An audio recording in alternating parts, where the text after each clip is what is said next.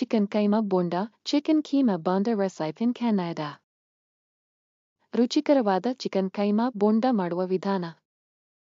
ಬೇಕಾಗುವ ಪದಾರ್ಥಗಳು: chicken keema 1 division 4 KG, ಈರುಳ್ಳಿ ವ್ಯವಕಲನ 1, ಕಡಲೆ ಹಿಟ್ಟು ವ್ಯವಕಲನ 4 ಚಮಚ, ಮೈದಾ ಹಿಟ್ಟು ವ್ಯವಕಲನ 1 ಚಮಚ, ಕಾರ್ನ್ ಫ್ಲೋರ್ 1 ಚಮಚ, ಹಸಿಮೆಣಸಿನಕಾಯಿ 2, ಶುಂಠಿ ಬೆಳ್ಳುಳ್ಳಿ ಪೇಸ್ಟ್ ವ್ಯವಕಲನ 1 ಚಮಚ, ಅಚ್ಚ ಖಾರದ ಪುಡಿ ವ್ಯವಕಲನ 2 ಚಮಚ, ಗರಂ ಮಸಾಲೆ ಪುಡಿ ಸ್ವಲ್ಪ, ಕಾಳು ಮೆಣಸಿನ ಪುಡಿ ಸ್ವಲ್ಪ, ಕರಿಬೇವು ಸ್ವಲ್ಪ, ಕೊತ್ತಂಬರಿ ಸೊಪ್ಪು ಸ್ವಲ್ಪ, ಉಪ್ಪು ರುಚಿಗೆ ತಕ್ಕಷ್ಟು, ಎಣ್ಣೆ ಕರಿಯಲು.